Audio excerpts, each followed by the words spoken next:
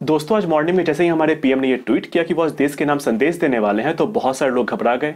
बहुत सारे लोग पैनिक भी हो गए कि कहीं ऐसी कोई बात ना हो जाए जो कि जैसा लास्ट टाइम हुआ था डिमोनेटाइजेशन को लेके। लेकिन ऐसा नहीं होने वाला था, क्योंकि अभी देश में एमसीसी लागू है, क्योंकि चुनाव का समय है। एमसीसी का मतलब हुआ कि भी मॉडल कोड ऑफ कंडक्ट लागू है। इसके अंदर आप कोई भी ऐसा बड़ा फैसला जो कि देश के इकोनॉमी को लेके होगा, वो आप इस पर नहीं ले सकते हैं। और ठीक ऐसा हुआ भी, जब पीएम लाइव आए तो उन्होंने मिशन शक्ति को लेके बात की और उन्होंने बताया कि कैसे देश अब विश्व में चौथा स्थान पा चुका है इसको लेके, इस मिशन के बाद।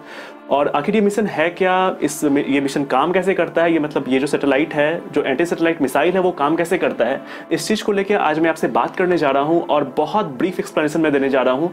तो आई होप कि आप ये वीडियो देखिएगा और आपको इस वीडियो से बहुत सारी जानकारी मिलने जा रही है। तो नमस्ते दोस्तों, मेरा नाम है शुभम और आप देख रहे हैं टेक। दोस्तों, भारत विश्व में चौथा ऐसा देश हो गया है जिसके पास की टेक्नोलॉजी है कि वो अंतरिक्ष यानी कि स्पेस में जाके किसी भी सैटेलाइट को मार गिरा सकता है। ये टेक्नोलॉजी अभी तक बस यूएस, रसिया और चाइना के पास थी, अब इंडिया भी इसमें आ चुका है। जो ये मिशन शक्ति था, उसमें आपको एंटी सैटेलाइट मिसाइल को लॉन्च किया गया, जो कि आपको LEO मतलब कि लो अर्थ ऑर्बिट में जाके, मतलब 300 किलोमीटर आपको एक प्री डिफाइंड टारगेट था, वहां पे इसने सैटेलाइट को जाके वहां पे इसको मार गिराया, मतलब उस सैटेलाइट को न्यूट्रलाइज कर दिया गया, जो कि अपने में एक बहुत बड़ी बात है किसी भी देश के लिए।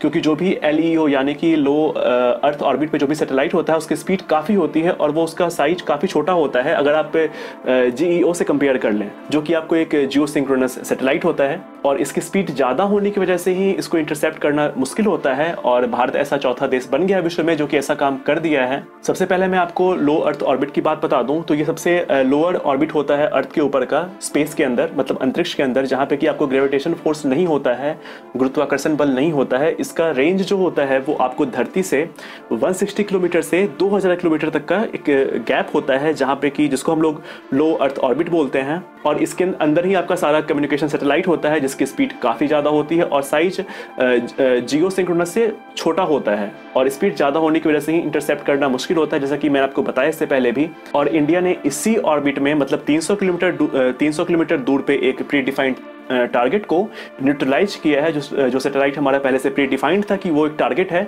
उसको न्यूट्रलाइज किया है। जो एंटी सैटेलाइट मिसाइल टेक्नोलॉजी है, यानी कि एसेट जो है, वो आपको एक BMD इंटरसेप्टर मिसाइल है। BMD आपको ballistic missile defence system program के अंदर ही आता है। और ये जो मिसाइल है वो आपको 3 स्टेज इंटरसेप्टर मिसाइल है। स्टेज क्या होता है मैं आपको इसी वीडियो में आगे बताने वाला हूँ। तो आप इस चीज को बेहतर ढंग से समझ सके तो मैं आपको एक सिमुलेशन का वीडियो दिखाता हूँ और मैं बताता हूँ कि आखिर ये काम कैसे करता है। सबसे पहले तो जो ग्राउंड बेस्ड रडार है वो टारगेट आइडेंटिफाई करता है, उसके बाद वो सैटेलाइट के ट्राजेक्टरी को देखता है, उसके स्पीड को देखता है और वो उसको डिफाइन करता है कि ये मेरा टारगेट है। उसके बाद फिर हमारा मिसाइल लॉन्च कर दिया जाता है, जो कि आपका BMD इंटरसेप्टर मिसाइल है। 3 स्टेज मिसाइल है, ये इंटरसेप्टर मिसाइल है। उसको लॉन्च किया जाता है। लॉन्च होने के बाद ही इसमें स्टेज सेपरेशन होता है। स्टेज सेपरेशन क्या होता है? स्टेज सेपरेशन आप बहुत सिंपल लैंग्वेज में ये समझ लें कि ये आपको रॉकेट होता है, मतलब स्टेज 1, स्टेज 2, स्टेज 3, और हर रॉकेट का अपना एक इंजन होता है। एक पर्टिकुलर बूस्ट देने के बाद उस मिसाइल को, और एक पर्टिकुलर एल्टीट्यूड पे जाने के बाद वो रॉकेट आपका, वो जो आपका स्टेज है जिसको कि हम लोग स्टेज बोलते हैं, वो सेपरेट हो जाता है मिसाइल से, ताकि वो एक आपका लोड नहीं बन जाए मिसाइल के अंदर। तो जब उस रॉकेट का काम हो जाता है तो उस स्टेज को, उस रॉकेट को हम लोग उस मिसाइल से सेपरेट कर देते हैं।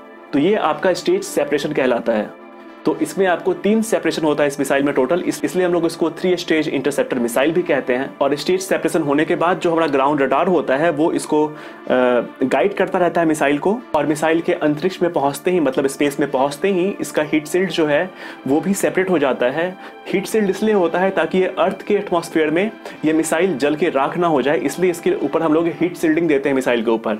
हीट शील्ड के सेपरेट होने के बाद ही मिसाइल आपका अपने टारगेट पे लॉक हो जाता है और वो वहां पे सैटेलाइट को न्यूट्रलाइज कर देता है, यानी कि सैटेलाइट को टारगेट कर देता है, सैटेलाइट को मार गिराता है। तो ये सारा जो प्रोसेस होता है वो बहुत ही कम्प्लेक्स होता है, इसलिए बहुत सारे कंट्री के पास अभी भी ये टेक्नोलॉजी नहीं है। क्योंकि इंडिया इंटरकॉन्टिनेंटल बैलिस्टिक मिसाइल बना चुका है, इसलिए इंडिया के पास ये पावर पहले भी था कि वो ऐसा कर सके, लेकिन इंडिया ऐसा नहीं कर रहा था क्योंकि वो कभी भी स्पेस वॉर के सपोर्ट पे नहीं था। लेकिन हमारे जो राइवल कंट्री है, यानी कि चाइना के इस फील्ड में आने के बाद इंडिया को ऐसा कदम उठाना पड़ा था, और इसलिए फिर इंडिया ने इस प्रोजेक्ट पे काम किया और इंडिया सक्सेसफुल रहा। तो मिशन शक्ति एक मिला जुला के टोटल यही बात थी।